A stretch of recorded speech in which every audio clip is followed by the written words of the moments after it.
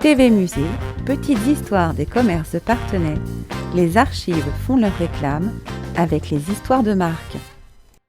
Bonjour, alors aujourd'hui on va voir les histoires de marque, puisque le choix du nom d'une marque ou d'un article a toujours été important pour marquer l'esprit du consommateur.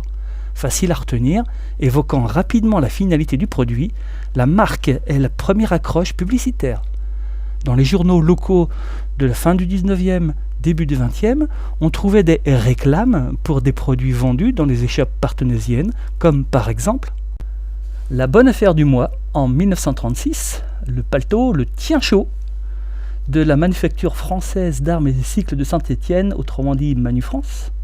Le paletot, pourquoi faire compliqué quand on peut faire simple? Ça veut tout dire. Avec ce paletot-là, on est sûr de ne pas avoir froid. D'ailleurs, un paletot qui tiendrait froid, ça existe ça? Une marque sans équivoque quant à la finalité du produit. Sans danger pour l'homme et les animaux, Tuvora détruit infailliblement tous les rats. Sans danger pour les animaux, là j'ai un doute.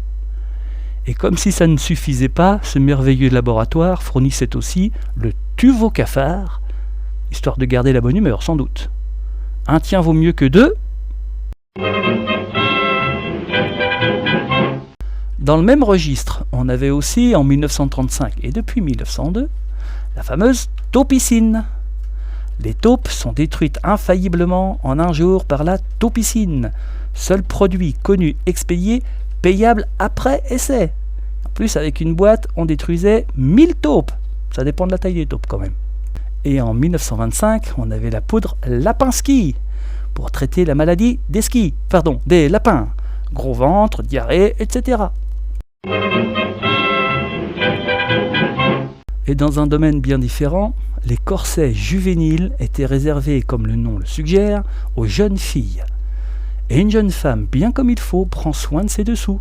Elle choisit donc un corset qui se lave. En vente à la mère de famille, magasin tenu par Mademoiselle Drouet à Parthenay. Et en 1935, on n'en était pas encore à l'ère du jetable. Pour les amateurs de café nerveux ou insomniaques, Ludwig Roselius, un chercheur allemand, a mis au point en 1903 le décaféiné, vendu en France sous la marque 100K. Bien sûr, le café sans caféine. Dans ce cas, le 100K, c'est un déca. Autrefois, les policiers étaient surnommés les hirondelles, à cause de leurs pèlerines noires qui volaient au vent. On les voyait toujours par deux. Mais saviez-vous qu'ils chevauchaient aussi les vélos de la même marque, Hirondelle, fabriqués par Manufrance? Et pour finir, une marque tombée dans l'oubli, mais qui est pourtant à l'origine d'une expression désignant une certaine anatomie féminine. Les stérilisateurs et biberons Robert. Vous voyez de quoi je parle, je ne vous fais pas un dessin.